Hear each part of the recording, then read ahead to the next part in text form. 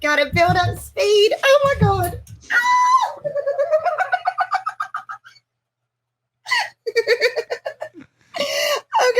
Okay. I'm only a little dizzy. And welcome to the show today on Valiant Renegade as Mandy Summers is going to fall her ass out of the chair. All right. Yep. That is going to open the video. That's going to open the video, I bet. Get me. I'm driving to drinking again. This happens often. More often than I.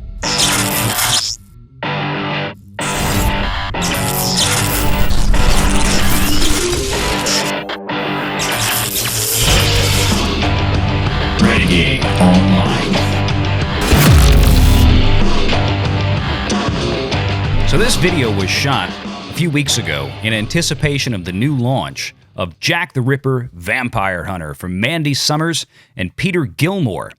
And just as a note, I have backed this book. I bought the art box and the cover C variant. It's only available for a few more hours as of the time I'm recording this, so make sure you jump on it. We'll have the link to the Indiegogo page in the description below this video. Make sure you check this book out. It is absolutely fantastic. And here we go.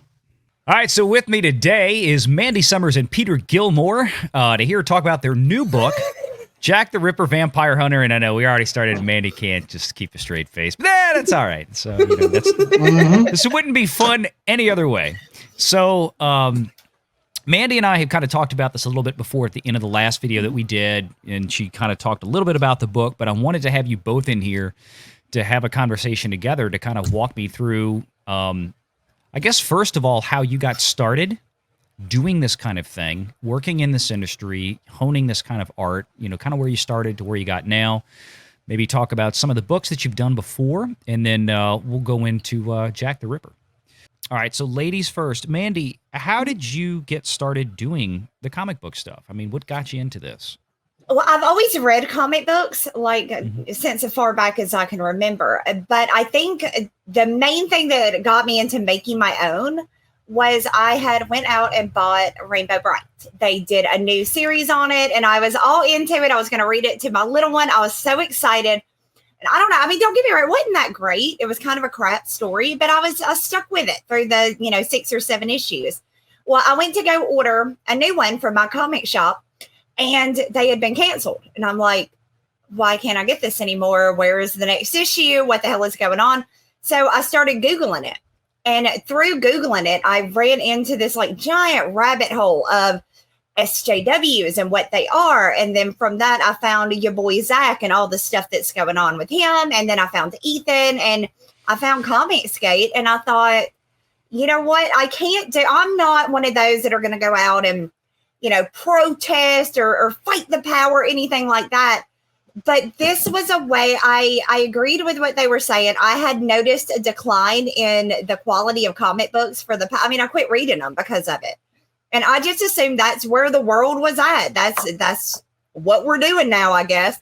So I just kind of stopped. But then I find that there's this whole other world of people that think like I do and agree with most of the things I believe. And yeah, I was like, well, I got this story and I'm not that great of an artist, but even if I just sell enough to have myself one copy, then I will have done what I wanted to do. So yeah, I jumped, head first into Comicsgate and started working on my comic and networking and asking people, hey, how do you print a comic? Hey, what thickness of page do you use for these? And there were so many amazing, helpful people.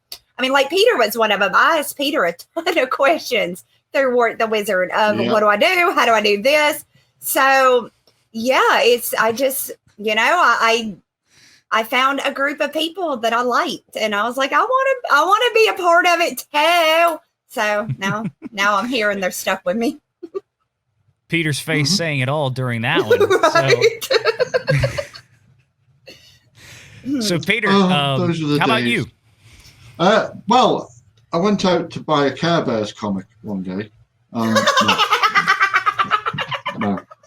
I mean, I've been an artist all my life, but as far as the Comicsgate thing's concerned, it was I don't know. I didn't know Comicsgate existed, but I was seeing all the kind of things that Comicsgate was against.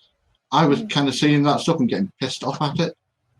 Like, stop changing the genders of characters, stop doing this with characters, just make new ones. If you want a certain type of character to be whatever, just make a new one. Don't change Captain America, don't change Thor, that kind of stuff was pissing me off. And I've seen it more and more. And I was on Twitter one day and I kind of came across a link to one of Ethan's videos where he was talking about it. I think it must have been like one of his first or second video, something like that. It's been a while. I can't remember. It was a long time. I'm old and I forget things. It is true. It's very true. And I kind of got into watching Umbrella Guy's videos, Tug. Oh, yeah. And he's a big fan of yours. Well, the first book I worked on was his first book. I did the Ashcan and 2 of the backup stories for it, and created the character that the whole book is based on. I didn't know that part. Yeah, that was me, the little umbrella girl. Yeah, I designed all that and started doing the first kind of Umbrella Guy crossed with Lovecraft kind of thing. Started doing some of that art. And it all kind of came from that. So yeah, worked on that. And then while I was working on that, this strange Summers woman was on Twitter with some weird wizard book. I don't know. And I just kept seeing people talking about it. And someone had done a cover for her. And I was looking at it and secretly thinking, I can do better. so well, I mean, if Mandy's doing it, shit. Okay, yeah, no. That was me being a bitch about other people. Don't worry. So I kind of jumped in on the Twitter. So I thought, oh well, if everyone's doing one, then I'll do one as well. Mm-hmm. Thinking nothing had come of it, and 10 minutes later, Mandy's on the DMs. Do me a cover, and she's never let me alone since. It's true. And now we're best buds, and the only other writer I really work with now is Wyatt. That's it. I'm doing Walk the Wizard, Jack the Ripper, Hardcore Pornosaur. That is going to be very exciting. I swear to God, if that book turns out to be the most popular thing we ever do, I give up. Me and Peter have been laughing about that so much. I wanted to ask something, Peter, while we're on the subject, because you guys are working on or have worked on a number of books together. Mm-hmm. I do want to know, Peter, when you're crafting these books, what is it like working with a 10-year-old? Exactly how you think it'd be. If she's had too much sugar, she's annoying as fuck.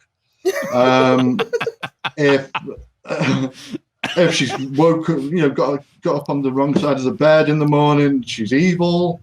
And you never know what you're going to get. Each day is an adventure with Mandy. It's a special surprise. It is. It's a special surprise every day when I wake up.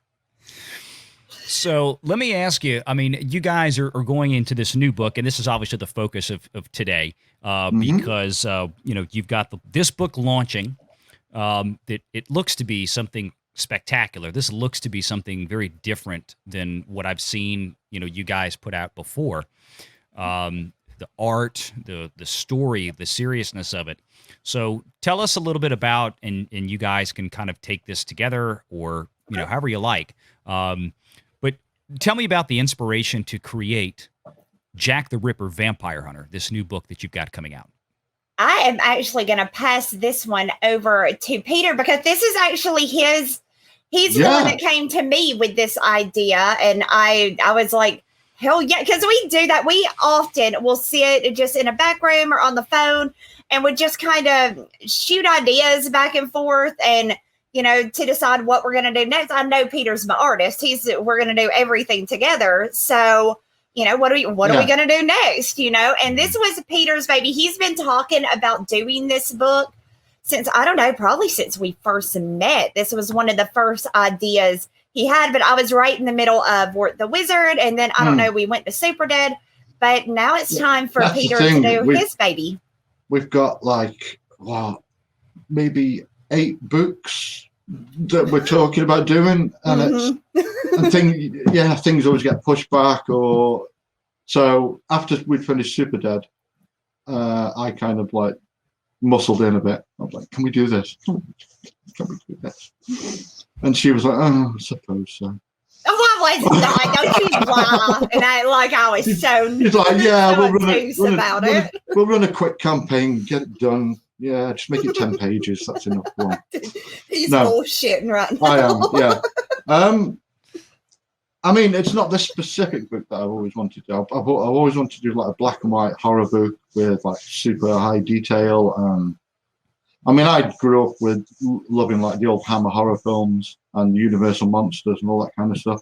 So I've been wanting to do something like that for a while. And also Bernie Wrightson, huge fan of Bernie Wrightson and his Frankenstein books, rather. Yeah. So not that I'm comparing myself to Bernie Wrightson. No. Don't sell yourself short. So I was originally looking for something like Frankenstein. I didn't want to do one of the famous kind of monsters. So Dracula, everyone's done Dracula, and stuff like that. And I came across, it's a thing I remember from when I was a child, actually. The Highgate Vampire, which is, I don't know if you'd call it a legend. It's a thing that happened in the 60s, 70s, and 80s in the UK. It was on the news. It was in newspapers. It was huge. There was a vampire at Highgate Cemetery in London. Vampire hunters went down there. Yeah, vampire hunters being interviewed on the news. Huh. Weird. And I kind of looked into that. And originally it was going to be right. We'll do a Highgate Vampire book.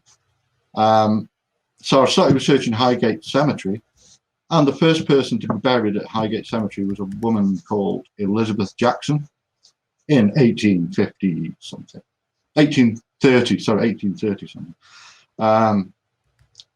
And I tried to find out more about her, and Googling her name, she comes up as one of the potential Jack the Ripper victims, which was 50 years later. So me being me, I put 2 and 2 together and got 5. She's clearly a vampire. She died in 1830, and then she was around in 1850. So, and that's where it all came from. Yeah. Oh, cool. Yeah. As soon as Jack the Ripper Vampire Hunter as a title came into my head, it's like, it's got to be. Yeah, I mean, it's really is, and I love those kind of concepts to where when you take something out of history and then kind of do a what if twist on it. And those kind of stories have always been fascinating for me. And that's why when I first saw this, I'm like, I remember the old anime cartoons like Vampire Hunter D. In the 90s, and I used to love that one. And then over the years, I've seen, they've had various kind of takes on that. And then, of course, we got, let's not forget, Abraham Lincoln Vampire. Yeah. To be honest, I mean, someone's mentioned that to me. And to be honest, that didn't even enter my head when it came. Oh, no. I'm not saying it did. Yeah, no, I know. But people have mentioned it to me. And it's like, and now thinking about it afterwards, it's like, But Jack the Ripper's, Jack the Ripper's cooler than Abraham Lincoln. He is. And it makes more sense because of it. That was just such a bizarre, it was, a one-off kind of movie, and it really didn't do that well. My point with that is that, I think you're right. I think Jack the Ripper does make a much more compelling story because it's in that era where there was, the Jack the Ripper is already a built-in story of violence and underground criminal activity and, the dark streets of Whitechapel and all this kind of stuff. You think of all this. Yeah, I mean, it's like it fits so well. And I mean, in fact, and the thing that got me excited was, I don't know, well, you probably did see, it was a BBC show called Ripper Street. I'm sorry, Ripper Street. Well, Ripper Street. Yeah. Went on for about 4 or 5 seasons, and I love it. I probably watched it all the way through twice. It's fantastic. And it's really good show. Great show, and all about that. And it kind of takes place after the whole Jack the Ripper thing, but it's with the cops. For people watching, it's with the cops that tracked him down or tried to track him down, and it's just that whole time period in history and the location of that area of London is fascinating for this. And I'm just, I've seen some of the images that you've put out, some of the art that's going to be in the book, and it just looks spectacular. It really does. And that whole setting just lends itself to that kind of artwork as well. To that black and white. Well, that's what I was going to ask you, was the inspiration. What is it? What was kind of the moment where you said, yeah, this is definitely going to stay in black and white with the exception of a few splashes of color for blood or something like that? I don't think it was ever in question. I don't think we ever even considered doing color. When Peter, when we were talking about this, immediately we knew this needed to be a black and white. Now, later we decided to add the accent red for the blood. But I think we always went into this one knowing that if we did because we've been talking about doing a horror book, like a serious horror book for a long time. We've talked about doing slasher books and everything else. And every time we've ever talked about doing it, it's always been, we're going to do a black and white one. Yeah. And so, because Peter and I both really I love line work. Like, I love looking at it. Because sometimes this is not a cut at colorist, but Peter can say better than I can. Colors can either make your art or absolutely break your art. But the coolest thing to me is I can believe that. Yeah. So, and I'm not even 100% sure at this point that we're even going to do the red. We may not. We may just leave it full black and white. But yeah, well. I did do it with the red, and now I've gone back and removed it all because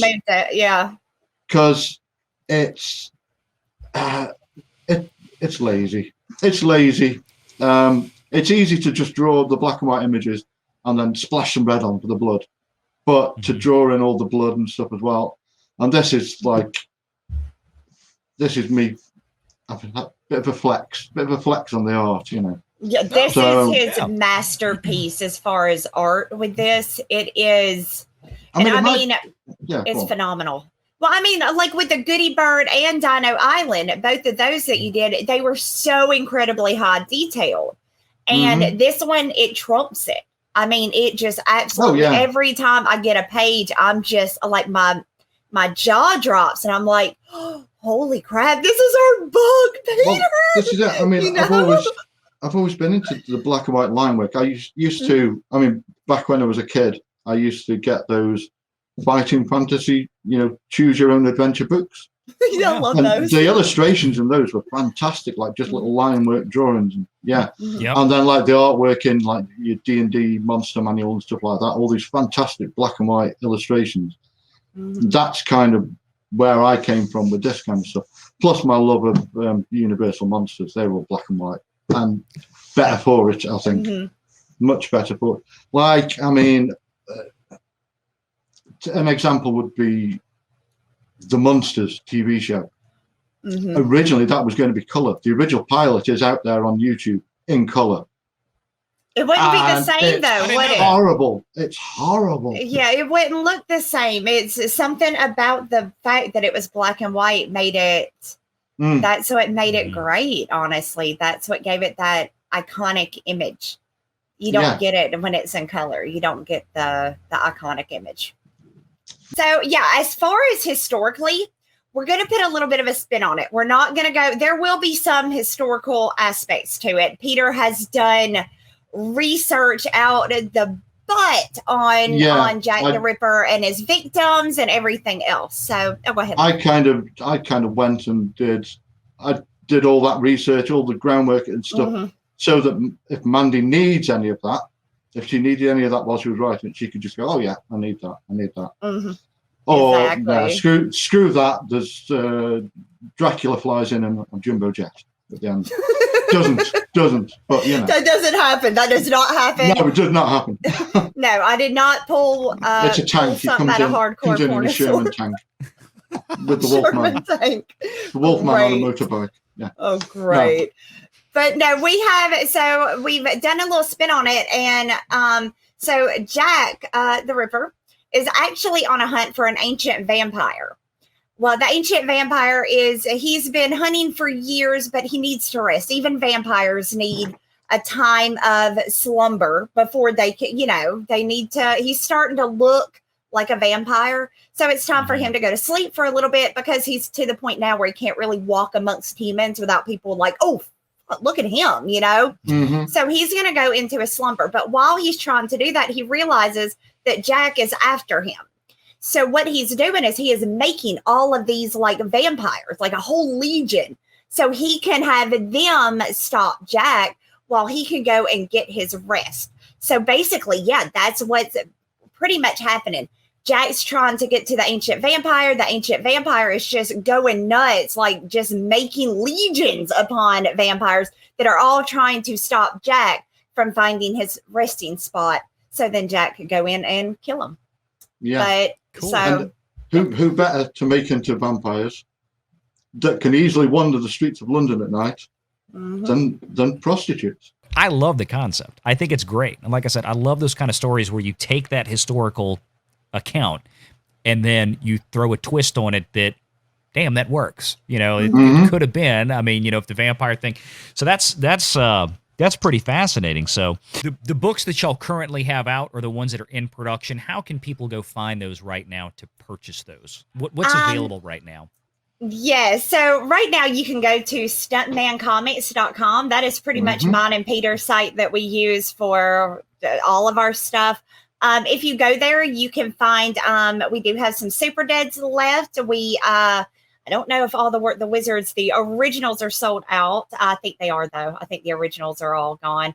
But yeah, just check over there, see what is available. I know within 20 minutes of your purchase, what you got, I can get it sent straight out to you.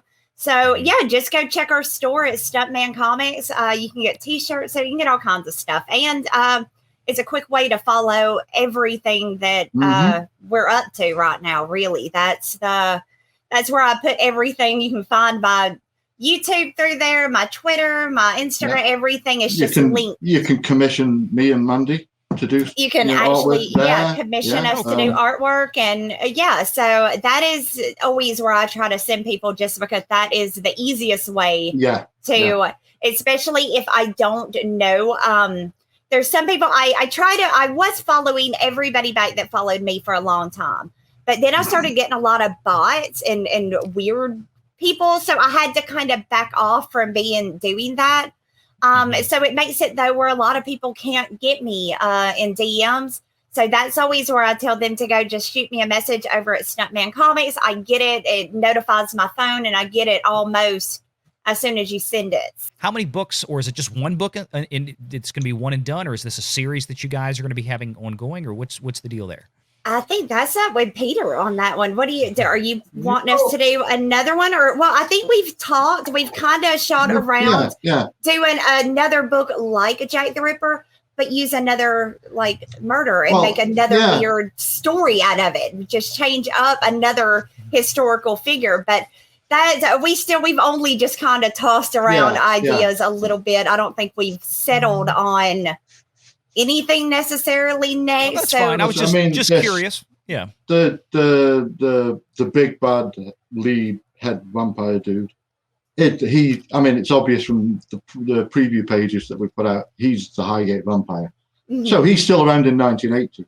So we've got 100 years to mess around with. Yeah. Lots we could easily serial killers you could plug in there. Yeah. You want to see Winston Churchill hunting vampires? That could be a joke. I don't know. I just made that up on the spot. I'm writing it.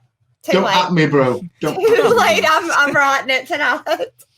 I don't know if Churchill would fit that, although it would be kind of. See, that would almost get you into Abraham Lincoln vampire. Yeah. Winston Churchill. Yeah. I don't know. Margaret Thatcher, vampire hunter. Ted Bundy, vampire hunter. There you go.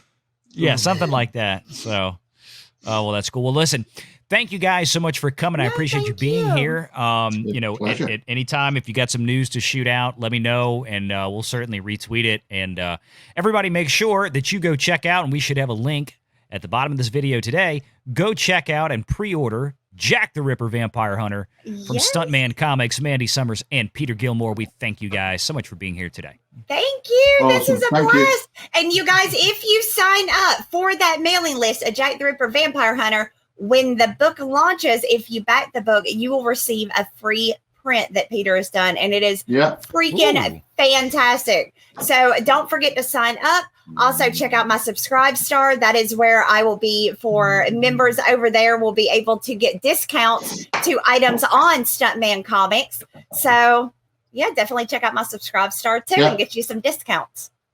Please make sure you head over to Indiegogo. Use the link below this video to get there and make sure you pre-order this book. It looks absolutely fantastic, and I can't thank Mandy and Peter enough for coming on the show and sharing this with everybody. I hope you do what I did and back this book. I can't wait. Take care.